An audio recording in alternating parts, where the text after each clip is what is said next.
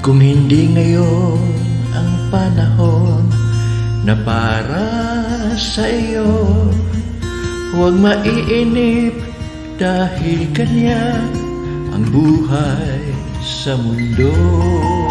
Huwag mawawalan ng pag-asa, darating din ang ligaya. Ang isipin mo'y may bukas pa na mayroong saya. Kabigo ay hindi hadlang upang tumakas ka. Huwag kang iiwas pag nabibigo, dapat na lumaban ka.